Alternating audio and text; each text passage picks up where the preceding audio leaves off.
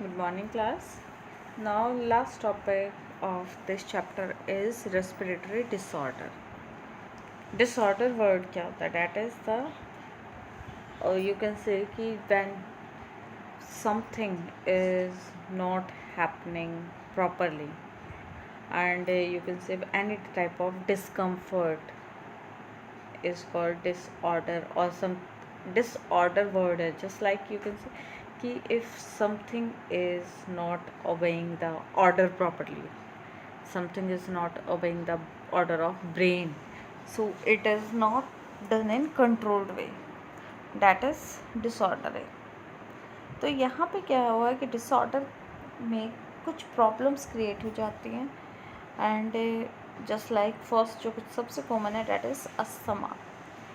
Asthma क्या होता है? That is inflammatory disease of Airways. Inflammatory means हमारे जो पासेज है, एयर पास जहाँ से होती है वहाँ पे कुछ इन्फ्लेमेशंस हो जाती हैं, जिसकी वजह से म्यूकस मेम्ब्रेन और म्यूकस लेयर थिक हो जाती है and due to the thickening of this air flow reduce हो जाता है because it give the less area and it reduces the air flow and due to the less air flow person feel difficulty in breathing. तो during the asthmatic attack generally क्या होता है कि जो हमारे ब्रोंकाई मसल्स होती हैं they start contracting and due to the contraction it restrict the entry of air because airways get constrict and excessive secretion of mucus takes place which makes the passage very narrow and inspiration is normal. Well, we can say कि inspiration feel normal but only partial expiration is achieved so that lungs become hyper inflated. Means कि inspiration हमारा normal है but जो हमारे expiration में gases निकलनी थी वो प्रॉपर नहीं हो रहा है और वो प्रॉपर ना होने की वजह से हाइपर इन्फ्लेमेटेड हो जाता है. मीन्स कि हमारी बॉडी जो लंग्स है वो इन्फ्लेट होना शुरू कर जाते हैं, वो ज़्यादा इन्फ्लेमेशन उनके अंदर हो जाता है एंड यू कैन से कि जिसकी वजह से डिफ़िकल्टी फील होना शुरू हो जाती है क्योंकि जब तक कार्बन डाइऑक्साइड रिमूव नहीं होगी इन्फ्लेमेशन जो गैसेस ऑलरेडी लंग्स में प्रेजेंट थी वो एक्सेल नहीं करेंगी तो हाउ एयर फ्रेश एयर और you can say oxygen can enter. अब इसमें जनरली क्या होता है कि कुछ टाइम के लिए बहुत ज़्यादा प्रॉब्लम क्रिएट करता है जिसे हम पर्टिकुलर अटैक बोलते हैं. इसमें म्यूकस कलेक्ट हो जाती है and due to the collection of mucus particular कुछ टाइम के लिए रेस्पिरेशन फेलियर हो जाता है. मीन्स कि जस्ट लाइक उस टाइम रेस्पिरेशन होता ही नहीं है प्रॉपर और जब वो प्रॉपर नहीं होता है तो वी नीड सम इन्हेलर जिससे ईज़िली हम चीज़ें, इन्हेलर वर्ड है तो इन्हेल कर सके हम. मैक्सिमम ऑक्सीजन उसके थ्रू जाती है एंड जब ऑक्सीजन जाती है तो it create pressure and it allow to remove the carbon dioxide.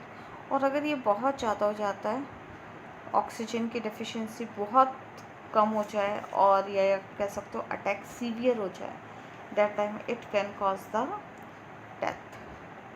कोई इसके स्पेसिफिक फैक्टर तो नहीं है. It generally cause due to the pollution, sometime it can cause to the cold air and sometime it can cause due to the smoking and a person which having the asthmatic problem they most suffer during the season change, during the harvesting season क्योंकि harvesting season के time pollen grains बहुत ज़्यादा present होता है and this pollen grain also cause some allergic situation to the asthmatic patient and air pollution also affect can be the cause, or you can say due to the air pollution. Asthmatic attack can increase upper respiratory tract infection. वहाँ infection हो जाए upper respiratory tract में, that time person also feel the problem in respiration. Emotional stress and strenuous exercise, बहुत ये भी causes हो जाते हैं जिसकी वजह से बहुत ज़्यादा स्ट्रेस लें हम या स्ट्रेनस एक्सरसाइज, ऐसी एक्सरसाइज कर रहे हैं जिसमें हम स्ट्रेन मिस हमारे रेस्पिरेटरी ट्रैक को प्रॉपर ऑक्सीजन नहीं मिल रही है, that can also cause the asthmatic problem. These are the pictures. तो कि अस्थमेटिक प्रॉब्लम अगर होती है तो ये एक नॉर्मल ब्रोंकाई है. यहाँ पे आप चेक करें कि थिकनेस कंपैरेटिवली नेक्स्ट के इसके कंपैरिजन में ज़्यादा है. तो क्या होता है, ये इन्फ्लेमेशन, ये यहाँ पे इन्फ्लेमेशन शुरू हो जाती है, लेकिन इसमें कोई इन्फ्लेमेशन नहीं है. तो it can allow more air to enter and it can also allow exhalation. Lungs में इन्फ्लेमेशन हुआ तो लंग्स में भी क्या होगा कि ब्रोंकाई का तो नहीं, लंग्स के अंदर भी जो उसकी वॉल्स हैं, वॉल्स में म्यूकस का मैक्स अमाउंट ज़्यादा सिक्रेट हो जाता है. एंड जब वो ज़्यादा अमाउंट उसका सिक्रेट होगा तो वहाँ भी लंग्स को प्रॉपर एरिया नहीं मिलेगा, so they can not take. तो दीज आर द different type of inflammations takes place in lungs or respiratory tract which causes the asthmatic problem. तो basically inflammation क्या हो गया कि development of mucus, more secretion of mucus and swelling in walls just like this कि which reduce the passage for the or area for passage of respiratory gases. Now next is pharyngitis. Pharynx क्या होता है? Pharynx के अंदर inflammation हो जाए, pharynx जिसकी वजह से इनहेलेशन में थोड़ा प्रॉब्लम होना शुरू हो जाती है. और ये होता किस लिए? Due to the presence of micro organism. Sometime we inhale the micro organism. These microorganisms can cause the inflammation and mainly Streptococcus phylogenes. सबसे common Streptococcus phylogenes, that is the most common cause of inflammation of palatine tonsils. And generally हम क्या कहते हैं, tonsils हो गए. Tonsils is the same कि tonsils swell कर गए, वॉल्स फेरिंग्स की वॉल्स स्वेल कर गई. एंड उसके बाद साथ साथ अपर लेयर है तो कोल्ड भी हो जाता है. कोल्ड क्योंकि म्यूकस ज़्यादा सिक्रीट होगा, तो म्यूकस सिक्रीट जो ज़्यादा होगा वो that can come out through the nasal track. That is also accomplished with the respiratory tract. Now come to the next.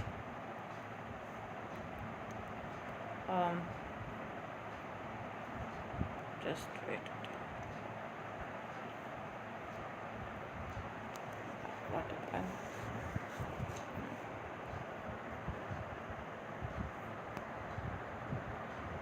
Now next is laryngitis. Larynx क्या होता है? That is the larynx is also called the vocal cord. तो यहाँ पे जो viral और bacterial infection है that occurs in larynx and it is most common in children. Symptoms क्या है?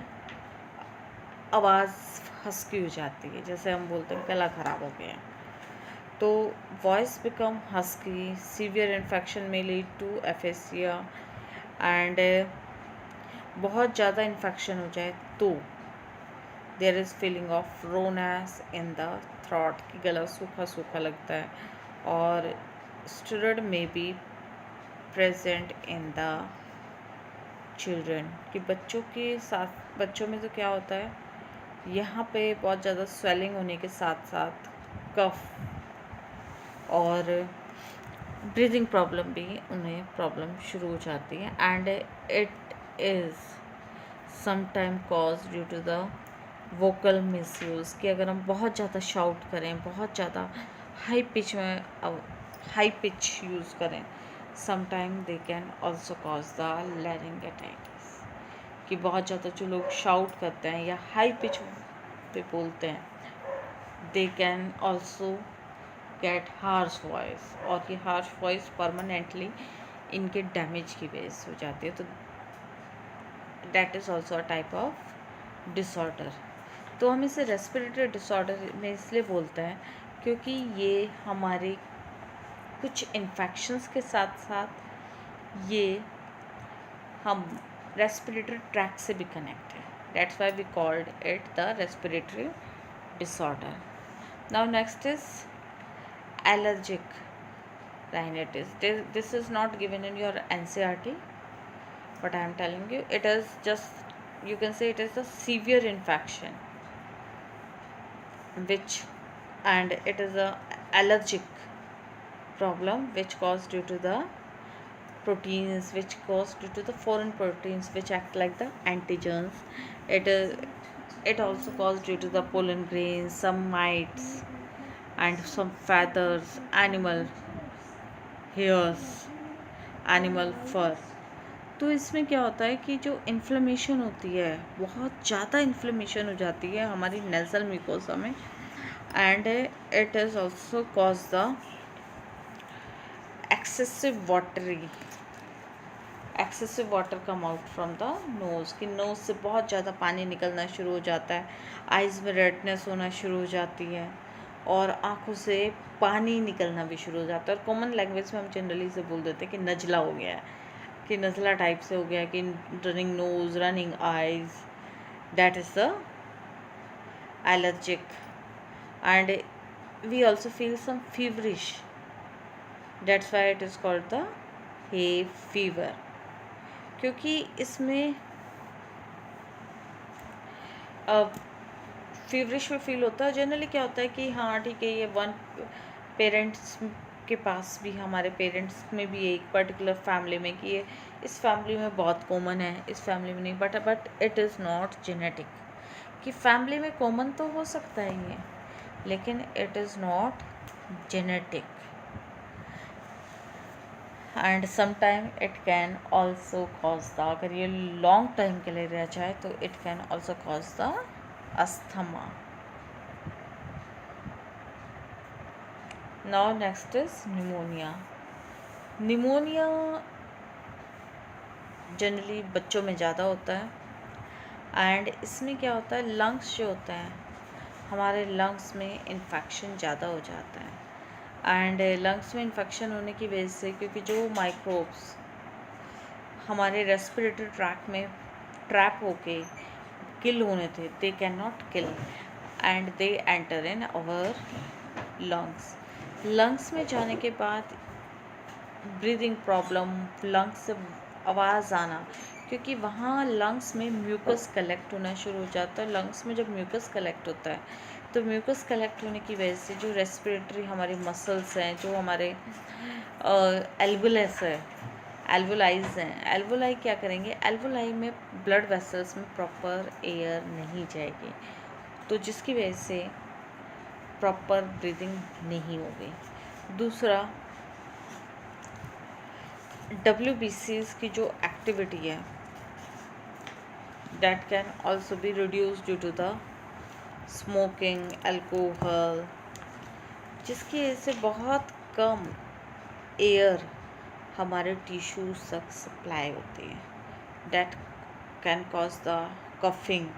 जब प्रॉपर एयर नहीं जाएगी, प्रॉपर वो नहीं होगा, तो हमारी रेस्पिरेटरी ट्रैक कफिंग होना शुरू हो जाता है, तो that is the pneumonia. Sometime it occur due to the cold weather. तो बच्चों में क्या होता है, इसके अगेंस्ट इम्यूनिटी डेवलप करने के लिए वैक्सीनेशन लगती है, that is known as pneumonia vaccine. और कॉमन कोल्ड से प्रोटेक्शन के लिए एक वैक्सीनेशन होती है, that is also given to the children for protection from influenza, because common cold is also called the influenza. Now, some other pathogens associated with pneumonia. उसके अलावा कौन से पैथोजेंस है? पैथोजेंस क्या होते हैं? Which cause the disease. One is Streptococcus pneumoniae, second is mycoplasma.